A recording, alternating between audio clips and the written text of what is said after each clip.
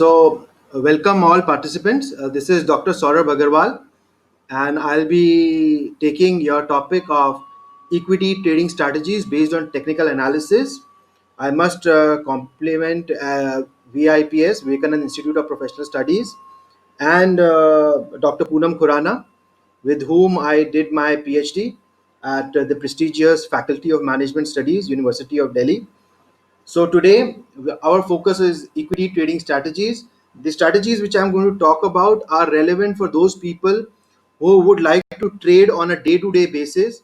So it has not very little to do with fundamentals, but rather focusing on day-to-day trading strategies, whereby every day you take a call and try to make maybe 300 to 600 or such kind of money on a daily basis. Now, before I go further, let me just show you this slide. This slide is of an IPO that came back way back in 1993, and it was undersubscribed. So people were not really keen in buying this kind of stock. And then they had to approach Morgan Stanley to buy 13% stake at INR 95. The beautiful thing why I'm bringing out this particular slide is if somebody would have invested 10,000 rupee then, instead odd what we see 27 years, that would it's 2018 data, but in our 25 years this kind of money would have become 2.5 crores. I can bet no other asset class in the world can give you this kind of return. Equities are considered second best to gold. Gold has, of course, given phenomenal returns, and the second highest possible returns is in equities. But I feel equities is more important, really feel, because by subscribing to equities, you are putting money in a productive asset, in the sense that the money goes to entrepreneurs and then they create companies which give jobs. So I think this is very relevant. And if I just look at one figure, CAGR, compounded annual growth rate, it tells that 100 rupee invested in 93 by 94, it would have become 139 rupees. So which fixed deposit or bond instrument will give you close to 40% return annually? And it's like all 25 years taken together. So that's the reason why those who have joined and are sacrificing their lunchtime for this discussion at WIPS, I feel this is something uh, worth really seeing and noting. Now, this is again another um, article I found in national dailies, and why I have put it is just look at, it's not just one company. I don't say you trade in unknown companies, although they make a lot of money too. One is Deepak Nitrite. If you see how it has increased, IPCA recently, how it has increased. What I'm saying is, these look at all these brands which are mentioned here, RIL, HDFC. These are companies known to you. You know their business models. So as you are assured of, when you put money into a fixed deposit or a particular mutual fund, in equities also these companies are known to you. And just look at the kind of uh, uh, price CAGR percentage they have shown, 24% annual growth rate, right? So that means we take 10 years data and we find how much annually it has grown. And just look at the kind of wealth created, RIL, HDFC, TCS, lakhs of crores amount of money that these organizations have created. And I think if you are staying away from equities, this is something you are missing out. So I don't say put a lot of money, but if you're not putting even small amount of money, then you're missing out on the growth story, which approximately about only 3.5 4 crore people in India are really benefiting from. So this is one area. Okay, these were the fastest. Let us look at the biggest. Let us look at the fastest wealth creators, and the numbers are just phenomenal. Can you see India Bull Ventures 78% compounded annual growth rate, ending value divided by beginning value whole to the power 1 upon n minus 1. Every year the return may be different, 10%, 6%, 20%, 40%. When we take the whole change in value, 10,000 rupee to 19,000, and then we find out how much it grew annually. And this study is 2018 or 19 based. But if you look at Bajaj Finance, this company is giving good returns even now. Look at Aarti Industries, a very fundamentally strong company. Britannia has, if you found the results were very good, and this company in a day you can make 4 to 5% if you are trading in it. So these are some of the fastest, growing companies. And if I talk in terms of how many times, a lot of people say I'll double your money in the, you invest in some real estate, your money will be doubled. Why talk about double? 7 times. Britannia Industry, Auto, Honeywell Auto, 7 times. Atul Industries, 8 times. Now, these are real numbers. I'm not cooking it up. It's not my research. It is publicly available data and publicly available information. So I recommend, if you are to get into markets, like you would, when we say we are to hire, we hire the best student. These are the best companies to, really bet on in your life. You hard earned money. Now coming on to technical analysis, that is the second part of my today's presentation, and we are going to talk about what is technical analysis. I'll talk about some technical indicators. I'll show you some illustrations, and then I developed one case study, and then what was the finding of that case study we are going to discuss, and finally some empirical work. All these journal of finance, what they've cited about technical analysis. So that's a snapshot of what we are going to discuss and talk about today in technical analysis. Okay, analyzing when to buy and when to sell. It could be an equity, it could be commodity. Cardamom has given 300% return in 1 year. So foreign exchange, buying, selling foreign exchange, particularly relevant for companies, and also prediction of interest rate. So whatever I'm talking about today, I'm going to be specifically talking about equities because that's my forte. But this can be applied to all these areas. Another thing is, price is determined by supply of and demand. So this is a basic principle of economics, and we apply that, right? We feel all the fundamentals are put into the price, and we will try to interpret how do we really make sense out of the price data. We prepare some charts, and that charts will help you forecast what is going to happen. And one of the biggest assumption we make in this entire exercise is, we feel the past chart patterns will tend to reoccur. Like we say in class, I feel some of you will be teachers. A bright student will always, tend to be bringing us more pride, and a naughty one, we know how he is going to be behaving in the class. So we also, in terms of equities, if you are a trader, you would feel equities is your, what we say, you don't try to predict his behavior, less like you do it for students in your class. And if you can do that for your students, you can do that for stocks. So professors and teachers, in fact, Warren Buffett was taught by Benjamin Graham, and so he created the theory, but the real wealth was created by the student. So it's a lot for the students also, who have taken out time to come and listen. Of course, there are two parties. One say fundamental analysis is good, another party says no, technical analysis is good. There are two people, and they keep on fighting. No, we are the better one. I feel no, it's not a time of competition but of collaboration, in the sense you need to do both fundamental analysis and you need to do technical analysis. And to get an idea, I just did an FDP today on fundamental analysis, and I would share the video link with Poonam, just to, whoever interested. Practically in fundamental analysis, we focus more on the long term price movements. In long run, what would that particular stock give me?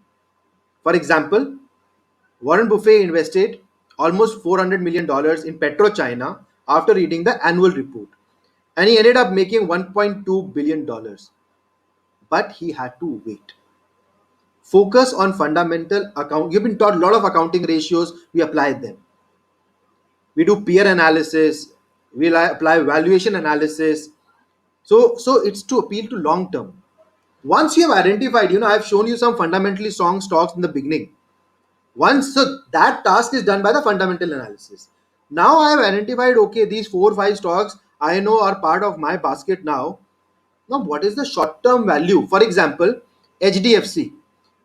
On Wednesday and Thursday, it was going down. And people will say selling, 25 lakh orders for sell and only 9 lakh orders for buy. So it becomes a scary situation. A lot of people are selling. What has happened? That is the time to buy. And on Friday, last half an hour, and today morning, it has increased by 5%. So when to buy, when to sell, technical analysis. So HDFC is a bank is a good stock, fundamentally analysis tells us. But when to buy, when to sell, it is told by technical analysis. It focuses on internal markets, data, and is specifically relevant for those people who would rather like to go to Facebook or LinkedIn again and again. Why? It will not give you any money, but if you download your traders mobile app, buy sell, it is again another kind of activity which I think some people who have got some spare time during COVID-19 could try. But before I proceed further, I must give two disclaimers, and very big disclaimers. Warren Buffett himself has lost almost $50 billion this year. So stock markets investments are subject to market risk. Your money can become zero. That's one particular risk. Second, I'm taking a lot of examples.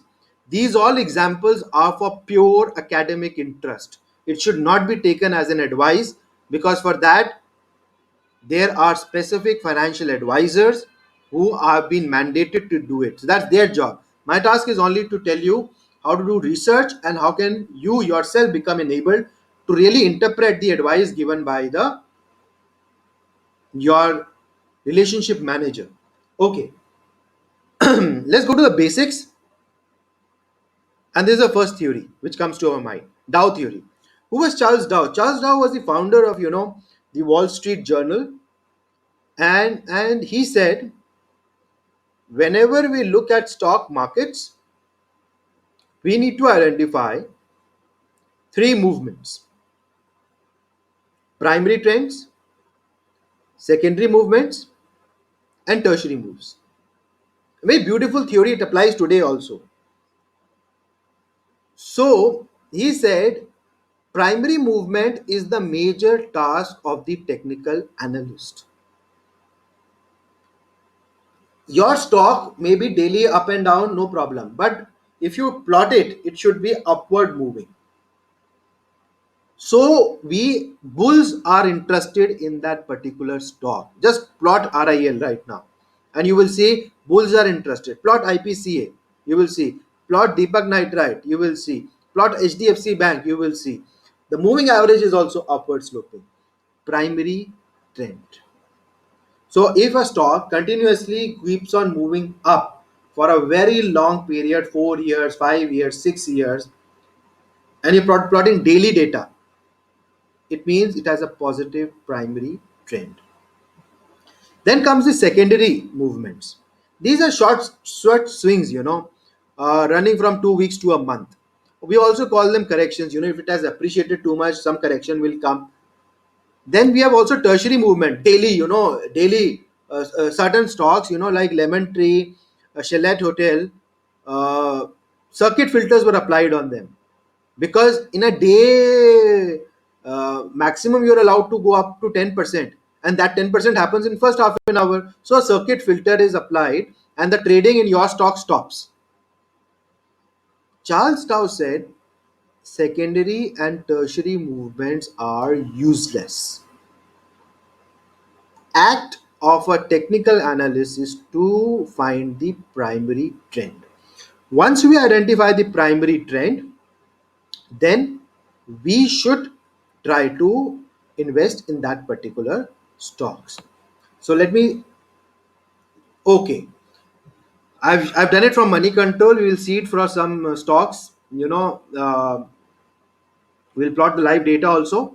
But just to give you an idea, so this is I've plotted from 2000 to 2017. Just look at this trend. Can you see the cursor? It is all upward moving, continuously going, and this is what we call as an upward trend. So if you get anywhere here, here, you could get gotten here itself also in 2006 or somewhat, and you would have been here. And then it starts going down, down, down, down, down. So from 7 up to almost 12 down. So for long period. We plot it and we see. And this is again an upward trend. The last time I checked it was about 1950. Can you see 1190 to 1950? So you can just imagine where the stock is heading. And this is Reliance Industries. They have a solid business model, fundamentally strong, and the biggest wealth creator in Indian stock market. So, but can I invest in it right now? That cannot be told right now. We'll have to plot the real-time data chart. This is just for illustration purpose. Right now, whether you can invest or not, you need to really analyze it. Okay, coming on to our next, analysis tool of analysis, and this is known as a head and shoulders top. Please take a minute, read through this slide.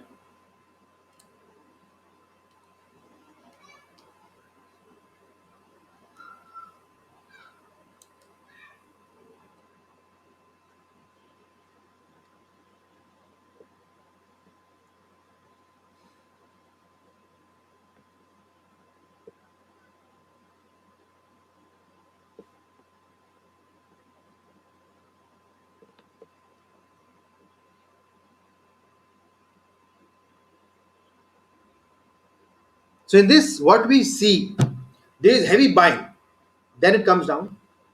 Then there is another very heavy buying. It goes up, then it goes down, and then there is again a push. It goes up, but it does not go higher than the previous top. When it peaks, we call it as a top. When it goes down, we call it as a trough. And you see something like this in the chart pattern. You realize it is head and shoulders. Why head and shoulders is irrelevant? Because if you do not apply this tool, and this is very commonly observed in Indian stock market data, you may end up losing lot of your wealth. I will just show you. This is the head and shoulders top. Can you see? Buying. So one top is here, and then this is known as a trough. And this is the head. And this is real-time data for Greenply Industries from moneycontrol.com again. And this is again another, shoulder. So this is one shoulder, and then this is another shoulder. And this point, where I'm putting my cursor, this is known as the point of speculative blow off. You've blown off. Why this point? This is known as the sell off point. And this was discussed by J.C. Francis way back in 70s. But it applies to our markets even today. In the sense, had you not sold at that point which I'm telling you, a tangent line, a tangent line which touches the troughs of the two and then touches the trough of these two also. So that's the concept. The diagram in their book is very clear, but it is of American data. I wanted to show an Indian data. So you see one shoulder, you see a top, and you see another shoulder, and you see something like this: one shoulder, another shoulder, and a head. And after that, the prices have come down like anything. You want to protect yourself from this kind of disaster? Use head and shoulders top. right? Okay. We also have something called as the breadth of the market indicator. Now, why it is? Please take a minute and go through the slide, and then I'll discuss it.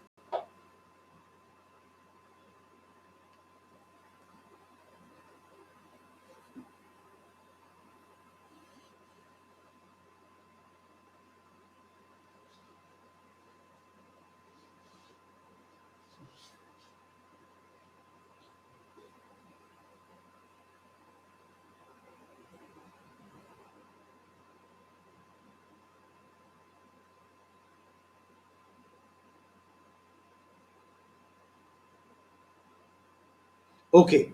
So now, what this breadth of the market indicators is showing every day, in every daily, this data is given. Suppose I have 1000 stocks. Out of these stocks, how many is, we have the opening price, we have the closing price. Now, in the during the day, which stocks have increased in price is known as the advances, and those stocks which have declined in price, they are known as the declines. So we, on a daily basis, calculate the daily net of advances and minus declines, and this gives us the information of the breadth of the market. What are we doing? We are doing simple probability, what we studied in 11th and 12th, where a grandmother would say, son, take your umbrella, today it's going to rain. When you look out and you say, no grandmother, there are no clouds, why do you say? But she somehow feels that it is going to rain. So what is she doing? It is known as subjective probability. And we are applying that subjective probability in our technical analysis. What are we doing? Out of 1000 stocks, if 600 are going to end up in a higher position, we say the bull is operating, and you picking up any one of those 1000, the probability is you will pick out of the 600. And if you pick out of 600, the probability of your ending up in a positive is better. So always when the net advances are greater than the declines, it is the right time to enter, rather than entering into, when the declines are more than the advances. So that's what we say as the bull phase and the bear. So if the uh, we will see the data, the breadth is positive or the negative. Also, we see relative strength analysis. What is relative strength analysis? Some securities relatively faster or decline slowly than other securities. In other words, Indigo is an example of relative strength analysis. The industry was going down, maybe the markets may be also going down, but Indigo was giving 30% return. And then I did a research paper with my students at IIM Rohtak. Three of them, I teach a fellow program in management there, to FPM students there. And to them, we did a joint research and it got published also, and we saw SpiceJet was giving almost 100% return, and Indigo was giving 30% return with strong accounting fundamentals also. The whole case study is different, the whole model of sale and lease back, and how they've done cutting cost, on time arrival, not giving free meals. So all that is different, but no company in the airline industry was profitable. Now SpiceJet and Indigo is there, but this company was giving 30% return. Track it for 16, 17, 18. 16 is the period when we did it. We did that work, and I think 17 it got published.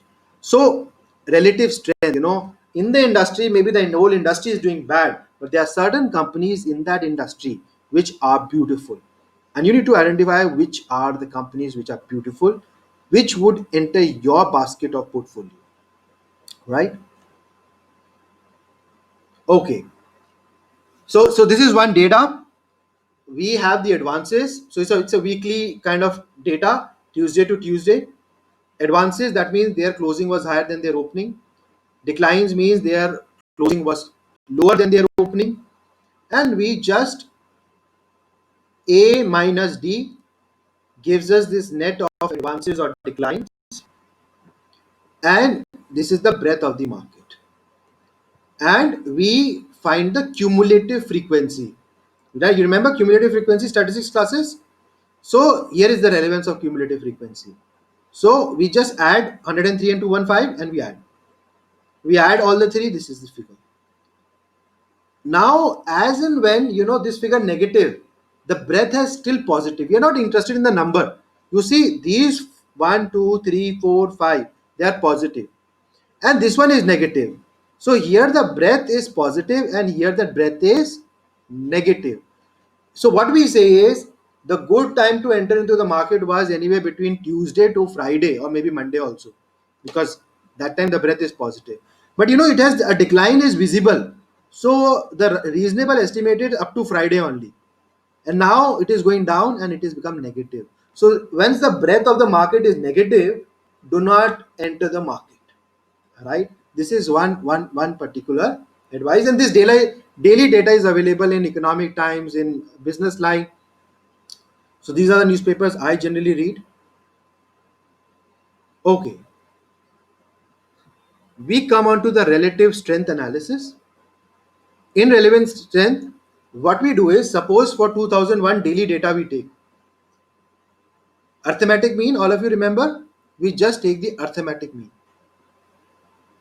of the stock.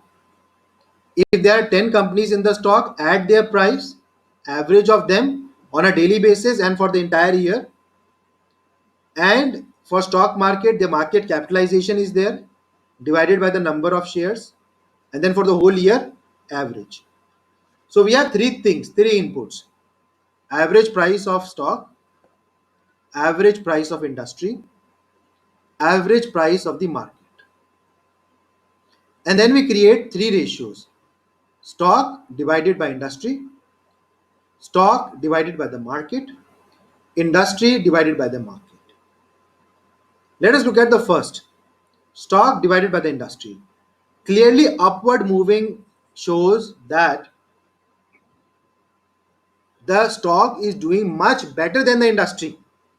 See, 1.32 to 1.78. Now let us look at how it has done vis-a-vis the market, the whole index, what we call as BSE Sensex or NSE 50 or NSE 500, whatever you want to take. So here what we see is it has increased from zero point 0.2 to 0.29. But if you see, the slope is not so steep, it is like this. That means it is good stock in the market also, but there are other stocks also in the market which are good. And finally, we look at industry vis-a-vis the market. It started at 0.15 and then it is almost stationary. That means the industry is not doing any better than the market.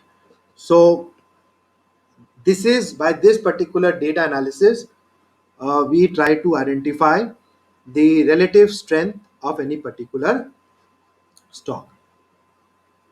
Okay, now coming on to moving average analysis. And I can tell you that moving average has been identified as Journal of Finance also as one tool which definitely gives you returns. Take a minute, just see, go through this particular slide, and then we'll discuss.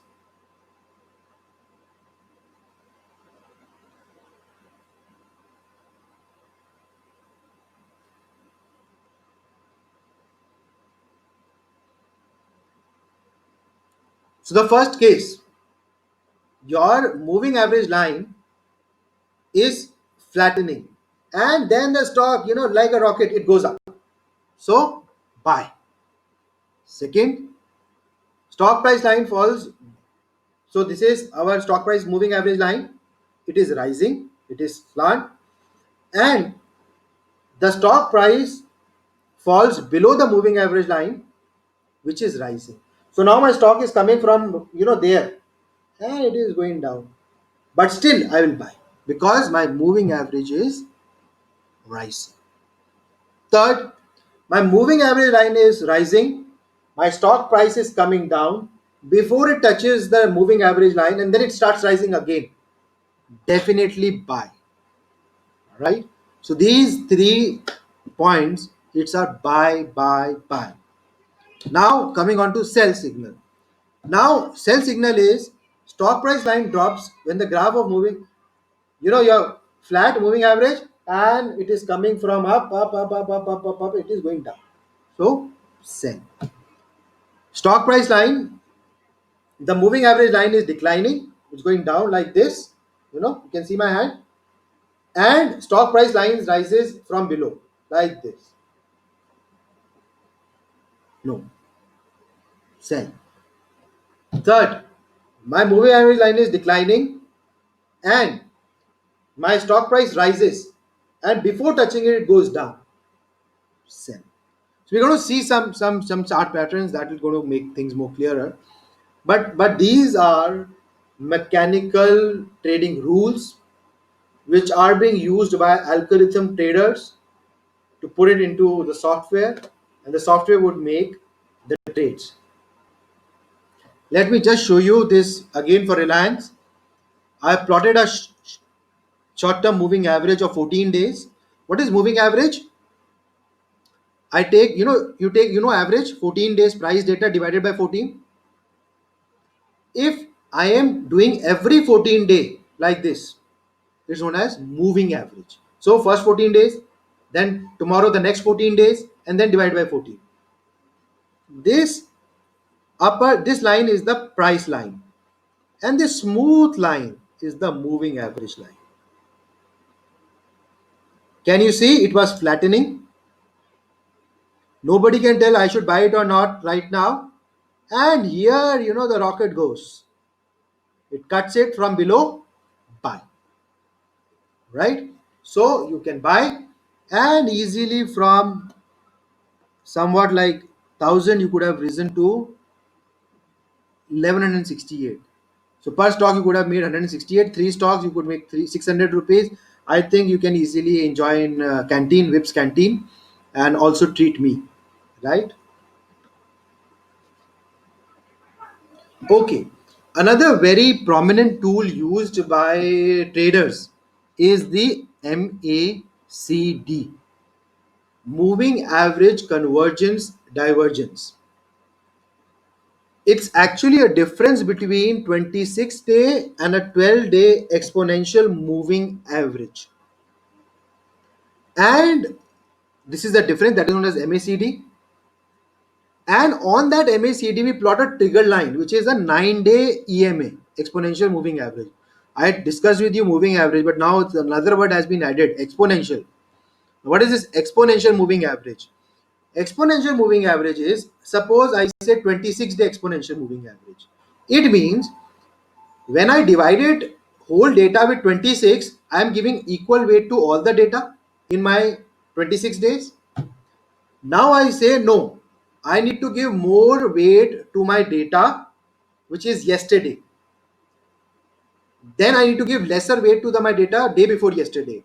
So actually the 26th value from today will be given the least weight. So I'm giving more weight to data which is near to my today's price. What is my forecast?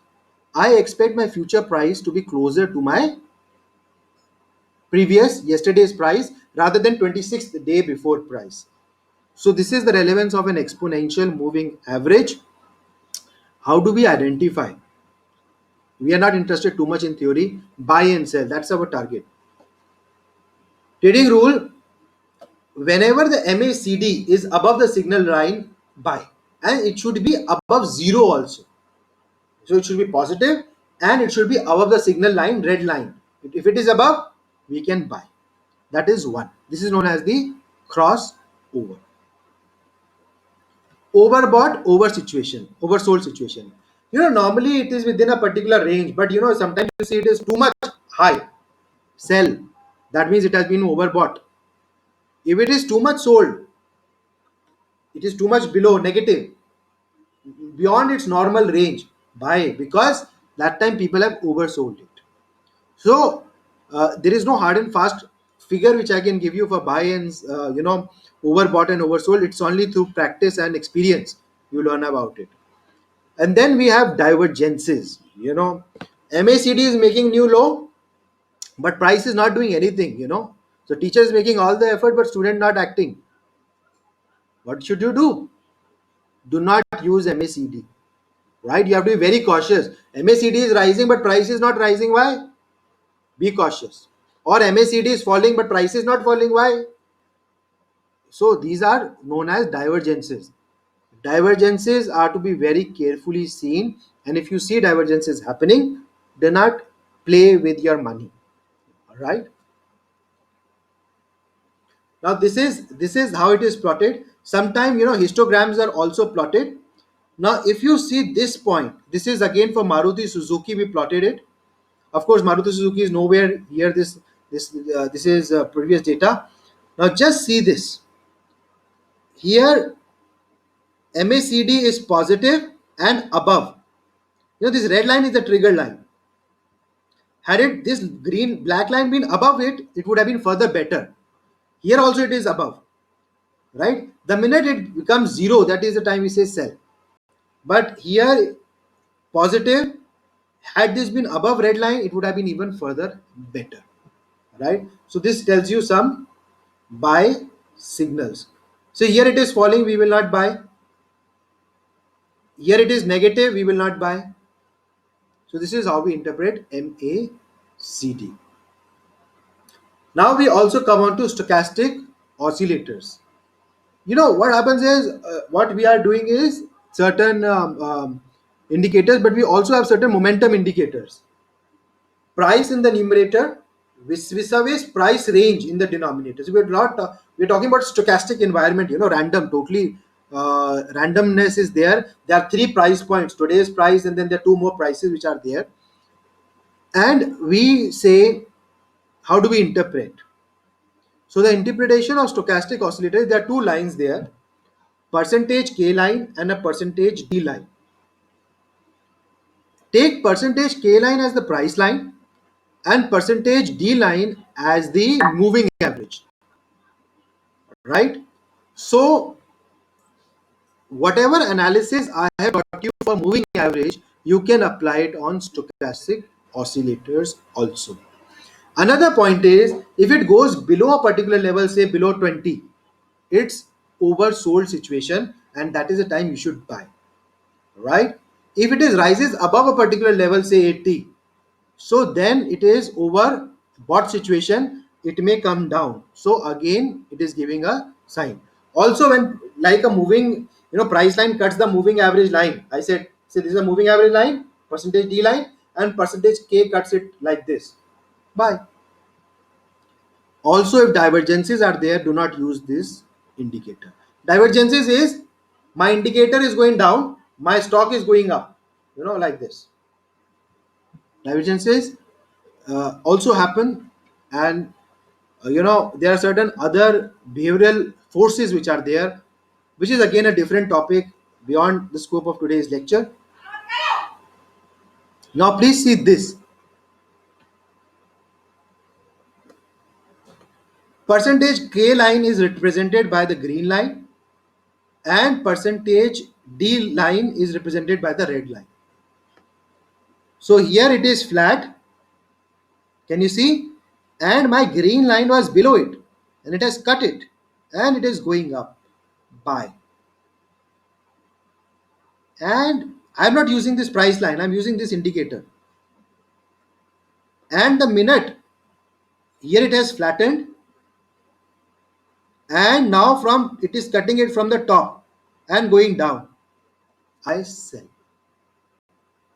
So I could have easily entered at this point 119 or something, and I could have exited, making odd somewhat like 30 rupees per stock for the Adani Trans. I think it's not bad. So 30 into 100 stocks, you can easily make 3000 rupees, right? And this is showing, this is the theoretical tool, and this is practical application. Another beautiful indicator which I often use, whenever I teach, is the Bollinger Bands.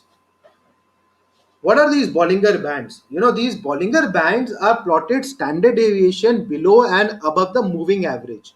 So we plot the moving average, and we plot one band above the moving average and one band below the moving average.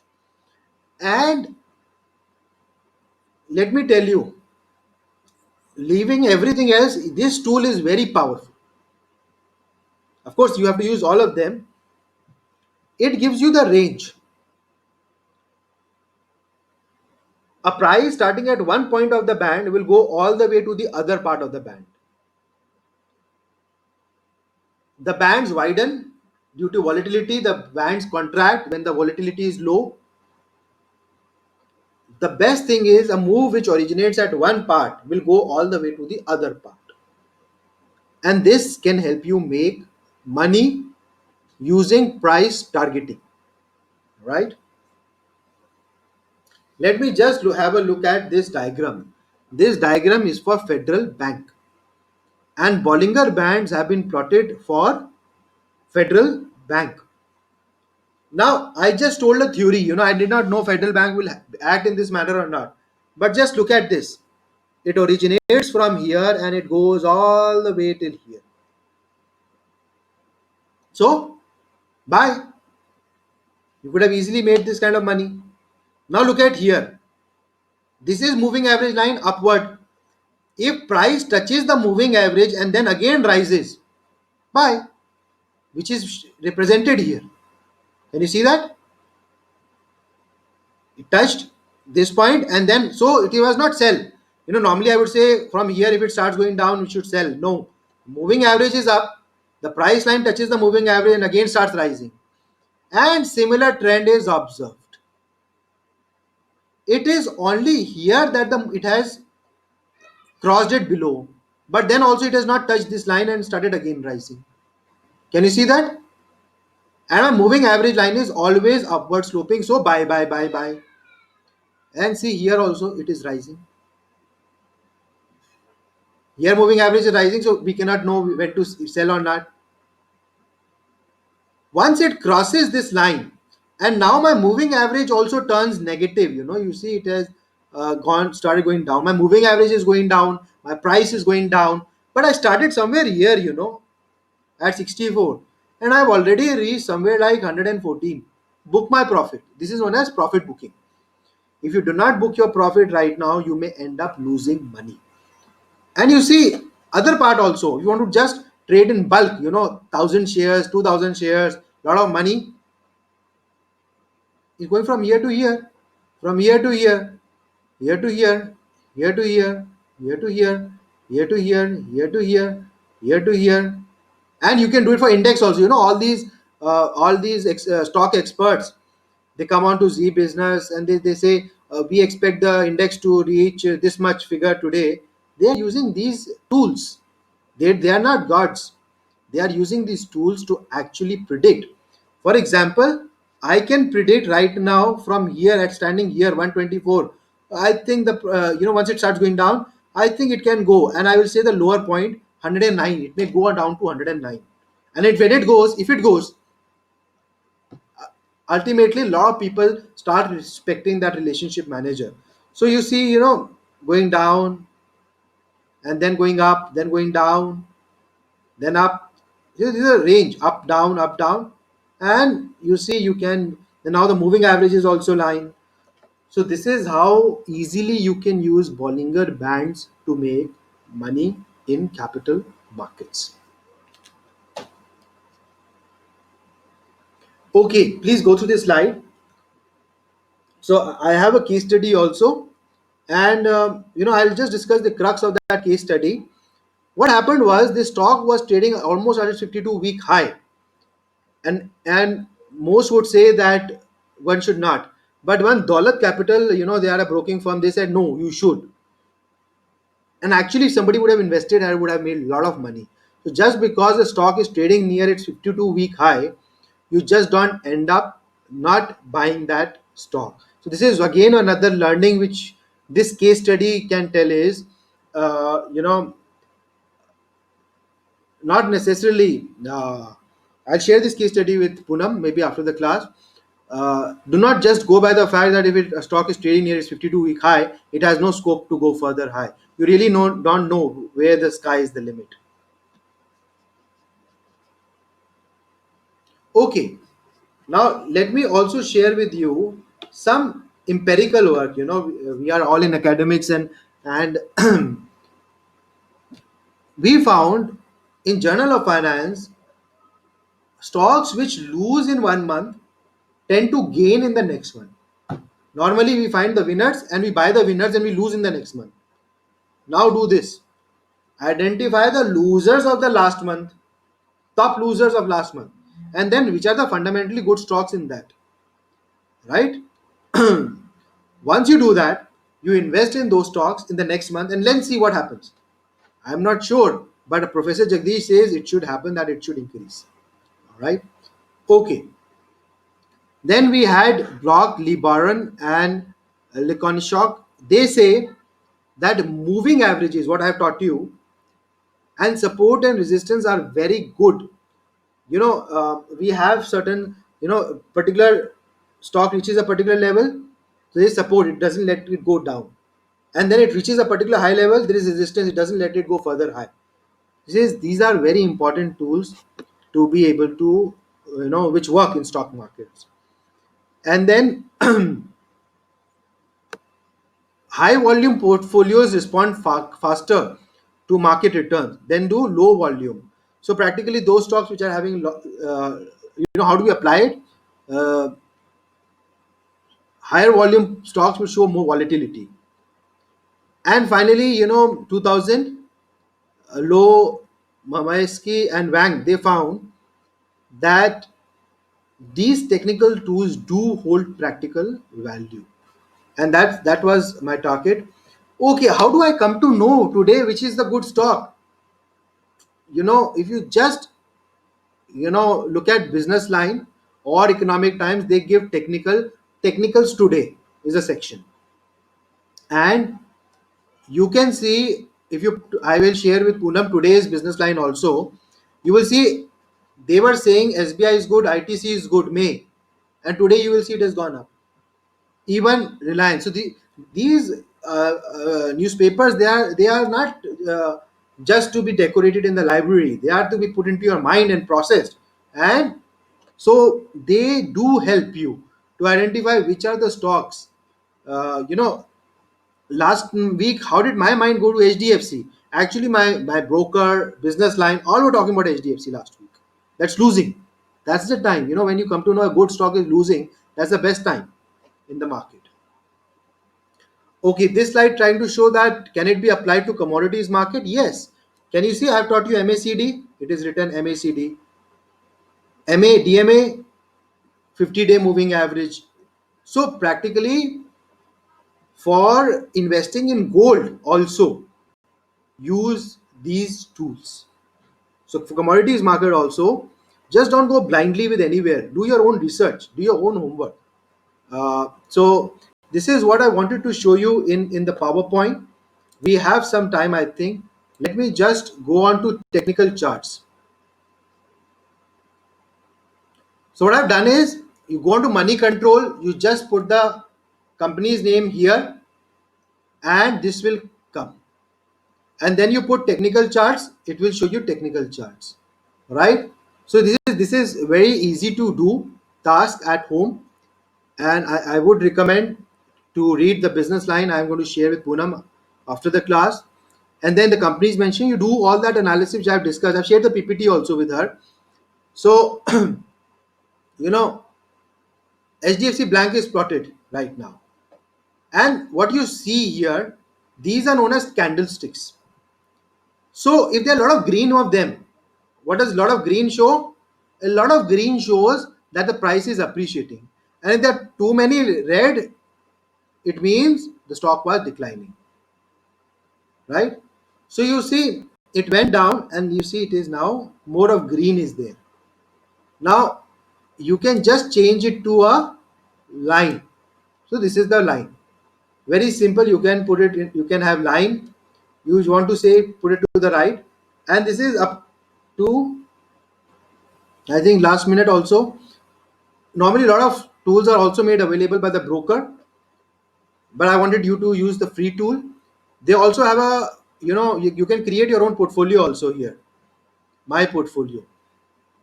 So you can create a virtual portfolio before you enter into the markets.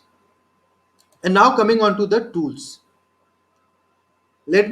So here I have taught you some tools, but the world is full of knowledge, and all these tools are mentioned here. Let me discuss with you. Say I have taught you Bollinger Bands. The interpretation of all these tools is similar to Bollinger Band. So I'm going to teach one, and rest is up to you. To now just see.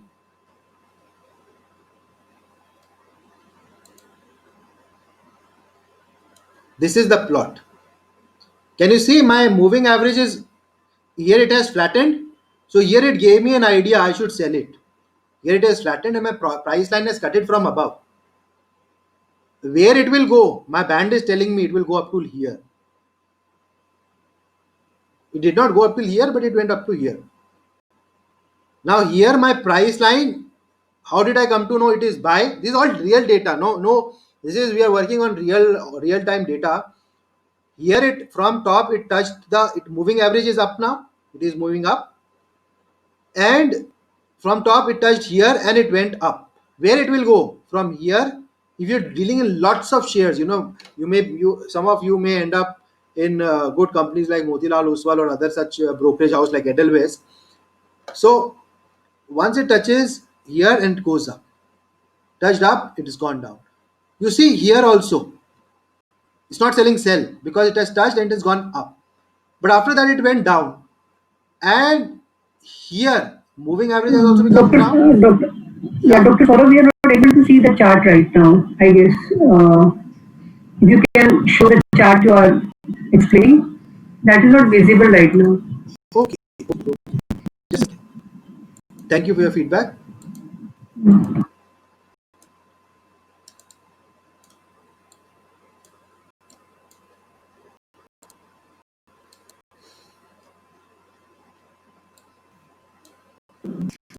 Actually, when you do screen sharing, probably you have shared the presentation. So you should stop sharing, then reshare again using charts. Okay.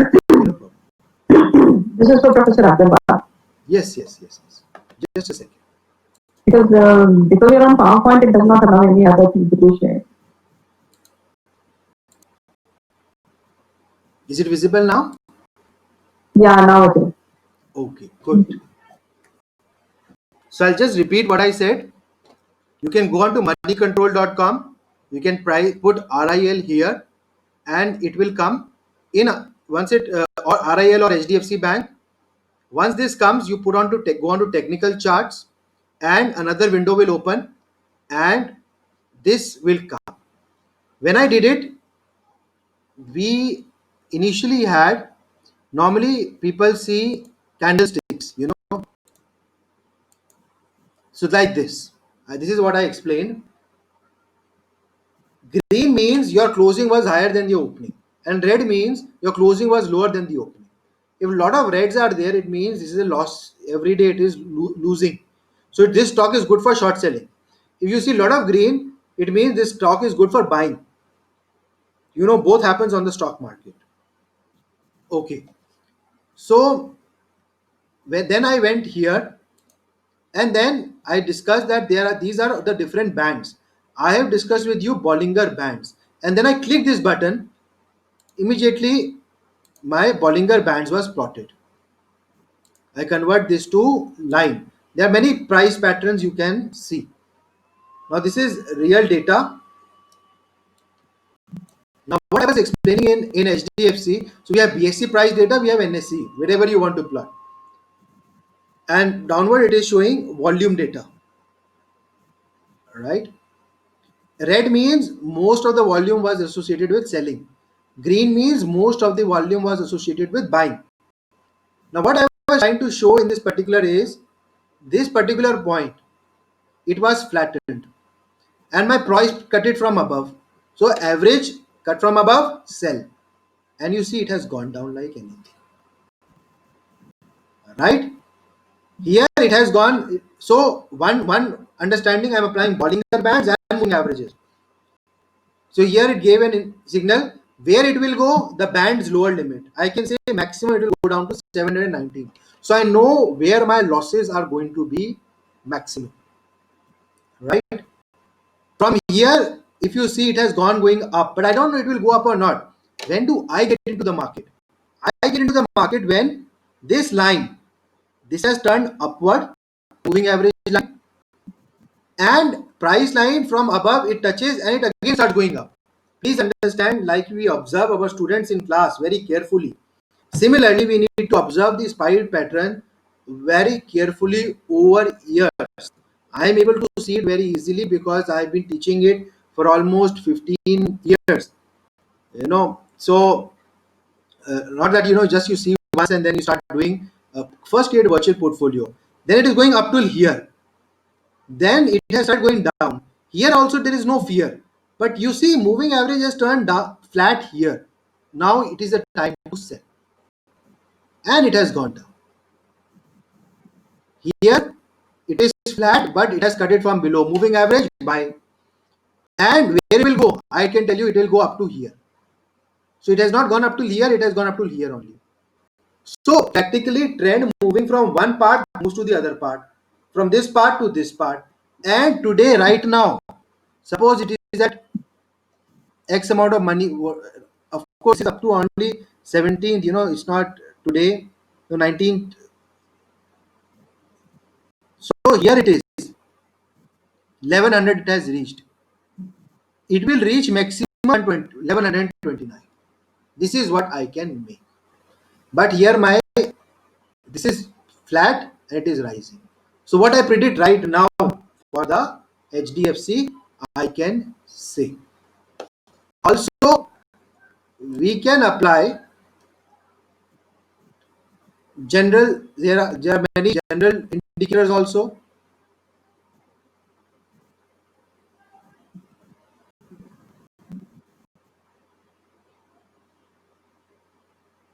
We apply simple moving average.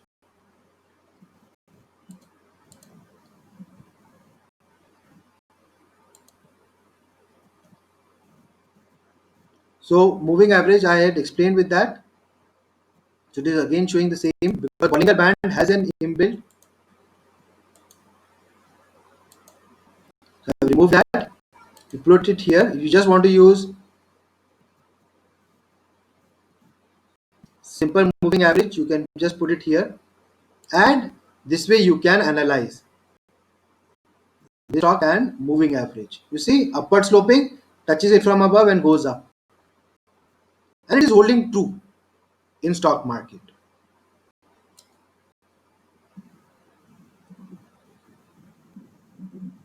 We can plot exponential moving average.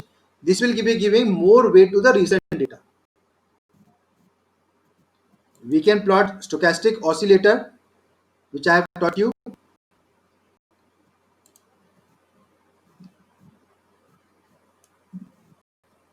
So green line is the price line. Just remember the percentage K. Of course, this is not price line, but we will consider as a price line and percentage D as the moving line. So this should be upward sloping and price line cuts it from below. So here it is giving a signal. You buy. Here it is flattened and it is going down. So this is at this point, I don't see the price. This is the price at this point, which it is saying sell. And here now sell. So today morning you should sell. In fact, today a lot of brokers have given call that you should book your profits on HDFs. Right? So you can apply stochastic oscillator.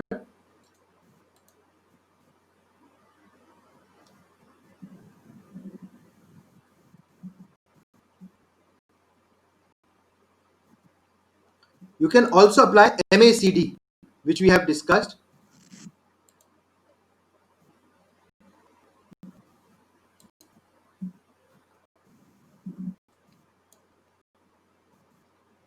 I don't need this volume data.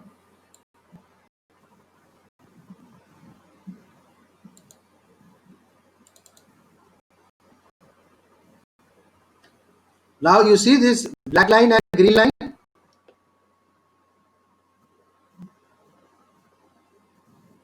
So this is 0.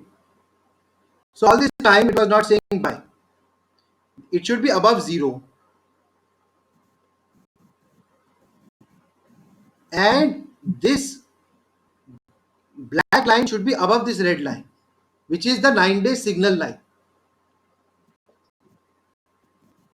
Possibly this should be here. So anyways, here we can buy because it has become positive. Both have become positive. But here again it is going down. If it becomes negative, we will sell.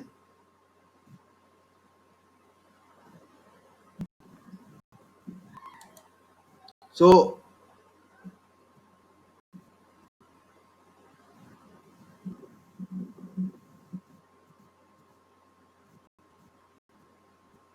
we also, you are taught regression. We can always plot regression or time series forecast also. So I just plot the regression and see.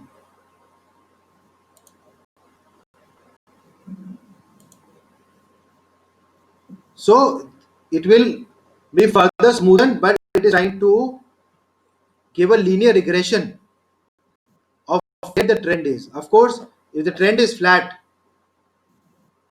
or downward, do not go. But if it is upward sloping, we say yes, it is time to buy. I think it's almost time. I've taken my 1 hour and exceeded. Um, but we started almost at 1:15 and it's 2:15. Poonam, I think I have shared with the participants what I wanted to share. Thank you. And now over to you.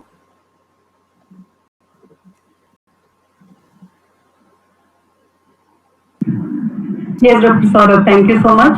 Yes, participants, please unmute yourself in case if you have any question.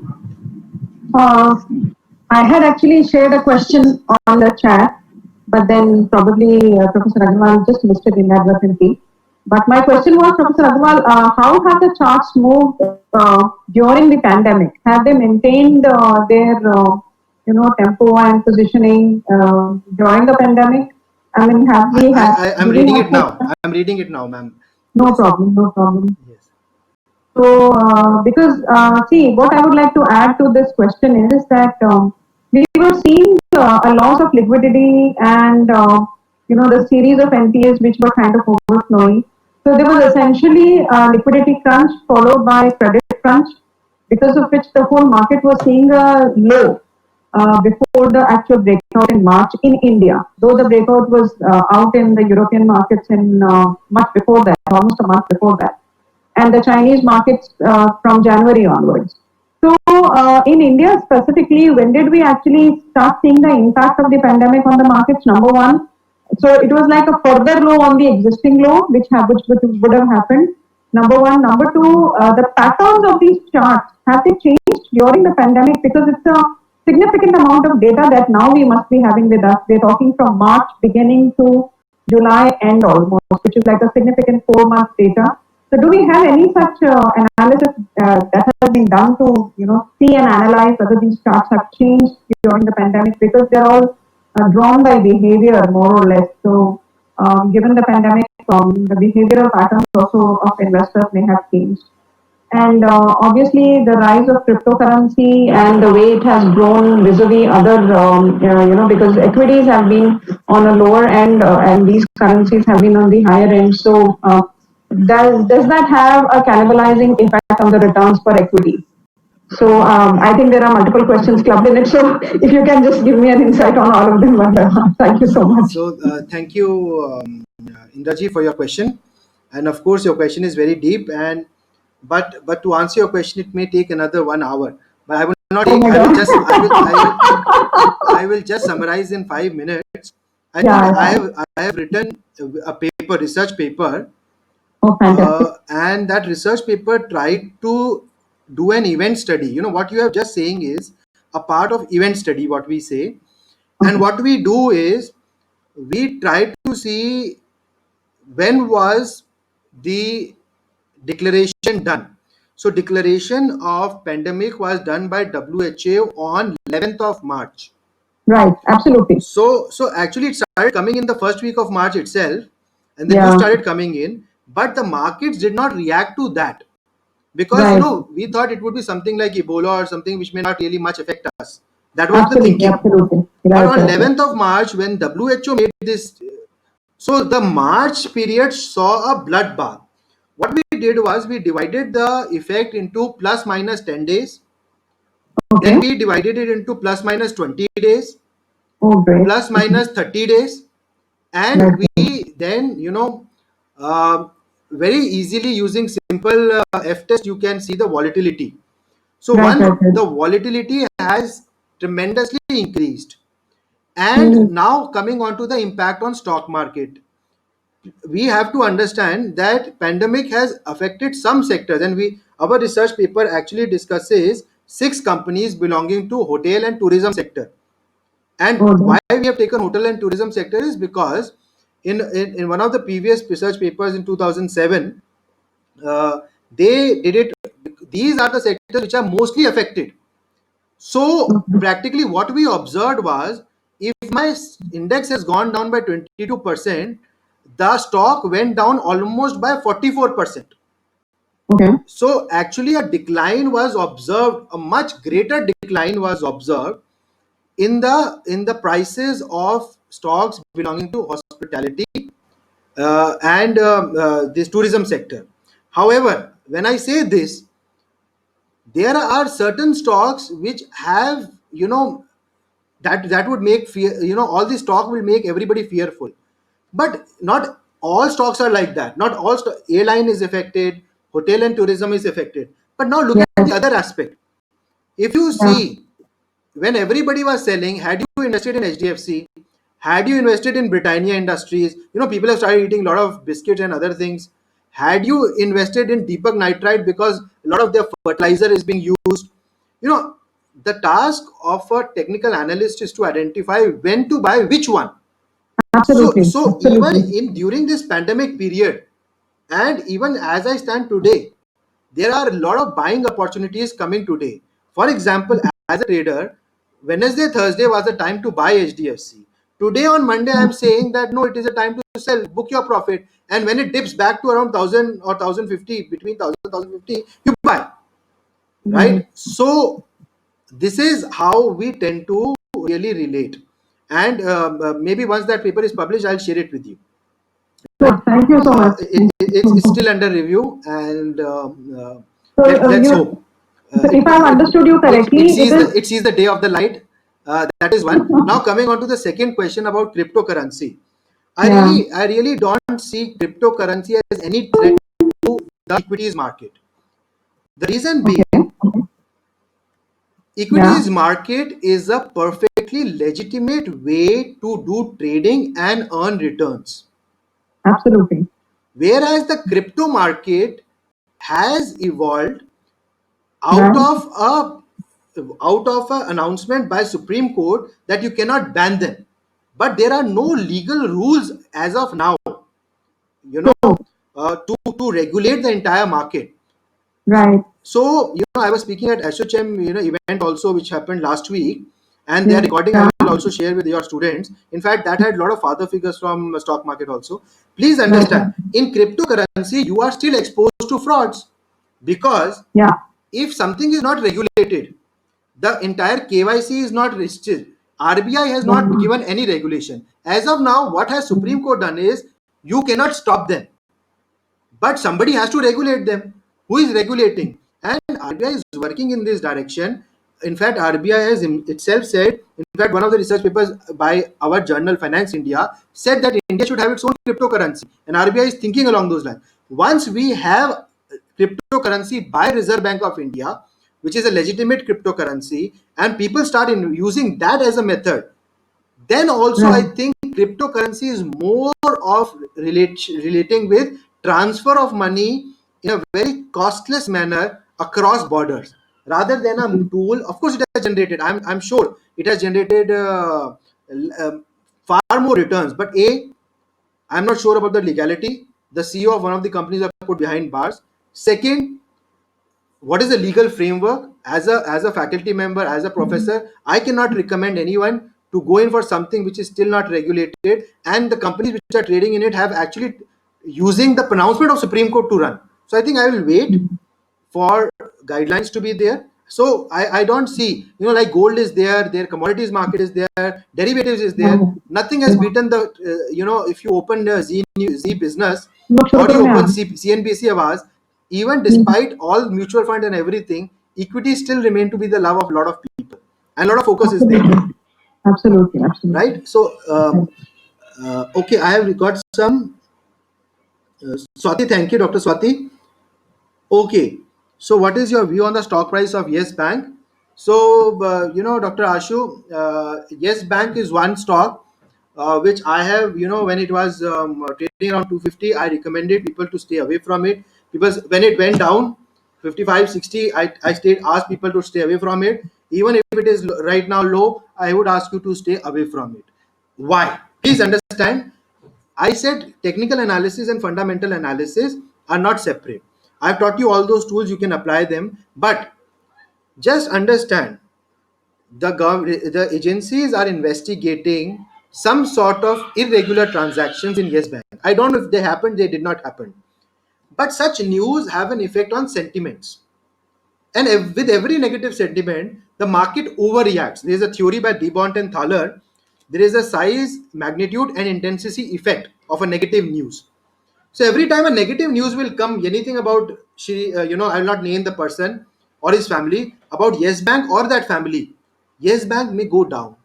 I don't know why would one like. I in the starting I shared some companies. If you see names of those companies, I think to start off with, those are the kind of companies you should focus on rather than going in a highly volatile stocks like Yes Bank. And also, it's not very what they have done with their financial accounts and books is known to everyone. So why to take a chance? It's money is very hard earned. Why take chance? That's my only suggestion. Right? Any other question?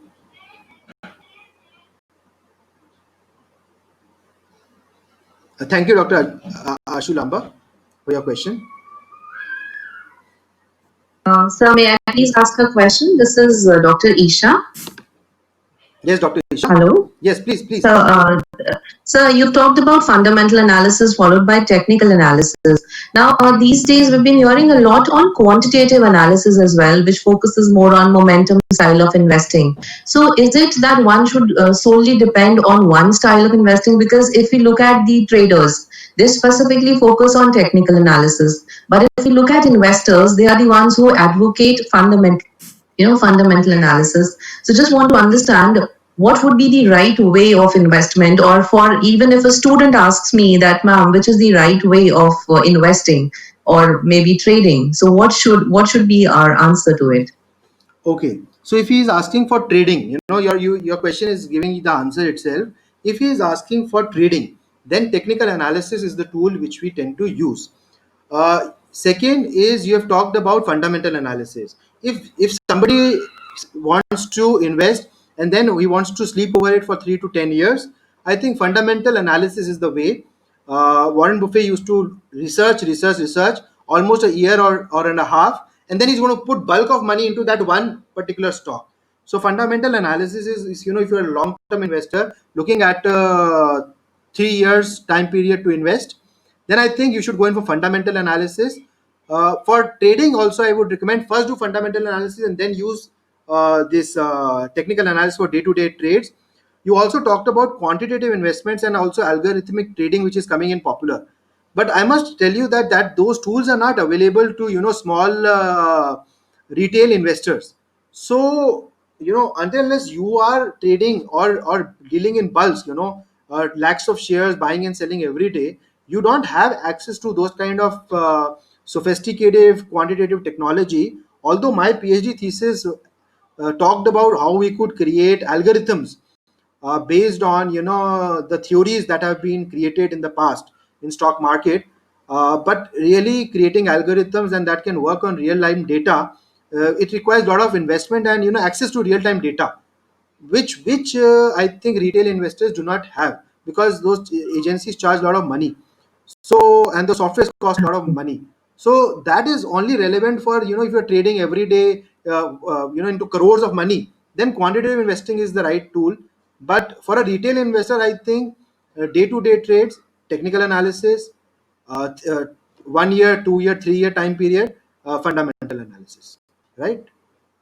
Right, sir. Thank you. And I think quantitative is primarily followed or taken up by hedge funds or maybe the Yes, mutual yes, fund. yes, yes. Right, right. Thank you. Thanks a lot, sir.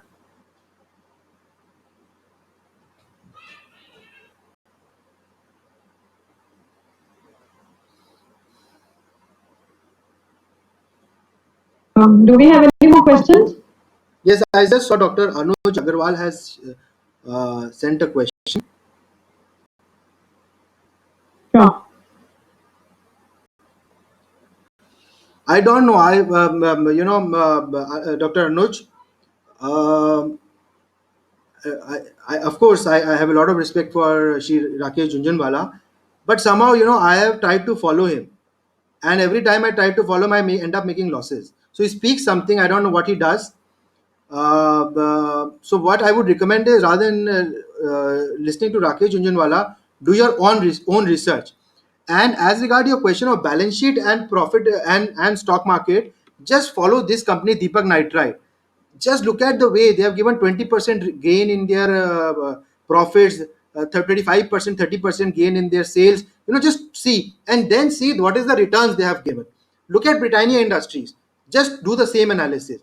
I feel yes, financial reporting is actually affecting the stock prices, and this is not me. I think a lot of people do. They've done studies, and if you see, literature is flooded with this kind of researches, whereby we try to identify the effect of. So if your markets are efficient in the semi-strong form, which Indian markets are not, then it will not react. Then it will be a random walk. But unfortunately, our stock markets are not efficient in the semi strong form. Hence, what happens is a good positive news will also affect, but the intensity and magnitude is not so much of good news. But if a bad news comes, the size and magnitude is far more. For example, Cafe Coffee Day. The minute Society News came, the stock price came down, tumbling down. So really, what I observed from this particular thing was that the market overreacted to the situation, and same thing happened in Yes Bank also. So there is an overreaction. So the impact is there. Good news, impact is there, but not so much, because sometimes good news is anticipated by the market. If it is already anticipated, it is already in the price, then it will not react. But in the bad news, it overreacts. So you can always do some keyword search like overreaction hypothesis, and you'll see a lot of research work on that. Right, Dr. Anuj?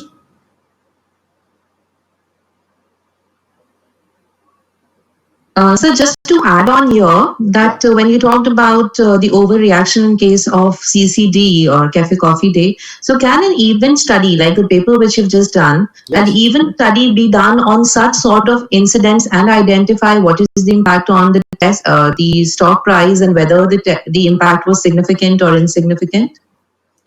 Yes, Dr. Isha. When if you are going to take one company as a particular basis, like I just said CCD, it would be more of a case study. So case study Okay. method of research. Uh, Okay. but if you will have to make your research more industry based, if you are targeting A star kind of publication, and also cross country analysis. If what is your purpose? If it's for a purpose of getting publishing a case, then this is right, you can go ahead. But doing just one event study on one particular stock would not be entitling it for a high quality publication. So I was just thinking from the students' perspective that Yeah, if you then want to make them understand, that I think we can take up such caselets and make yes. them understand in the class. Yes.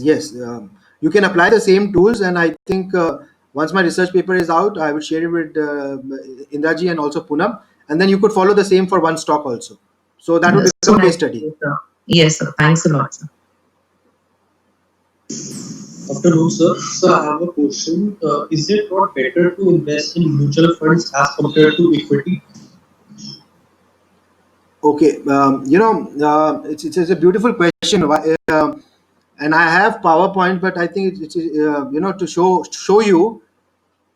I don't know if you're tracking mutual funds. All the mutual funds except debt funds, they are in the range of 3 to 6, 7% return, and debt funds are giving 13 to 15% return. So my question to you is, if you can get 28% CAGR, 25% CAGR, would you be still interested in a CAGR of 3 to 7%, or would you be interested in this thing? But then now question comes, why mutual funds? Mutual funds have their own target audience. You know, there could be another session on mutual funds when I could discuss mutual funds. But mutual funds is meant for those people who are having some surplus, they are having some objective in mind, say child's education, child's marriage, it could be some, and then they're targeting that objective to that mutual fund.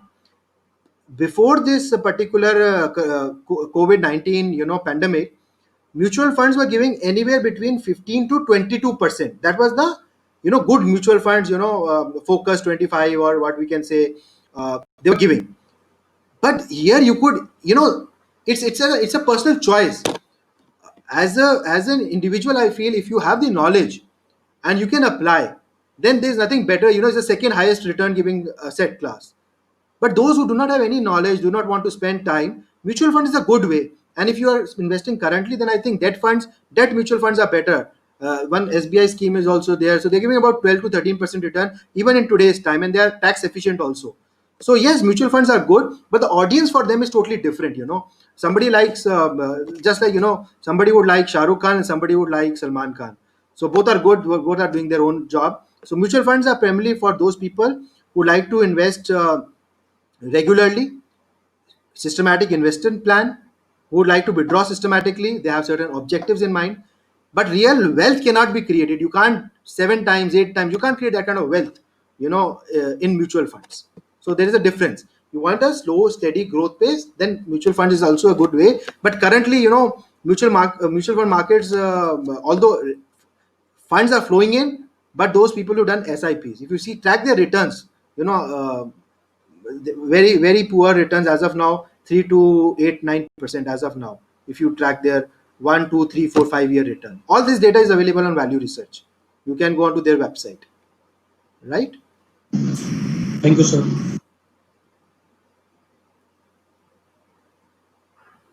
So I think Dr. Poonam, I think questions are done.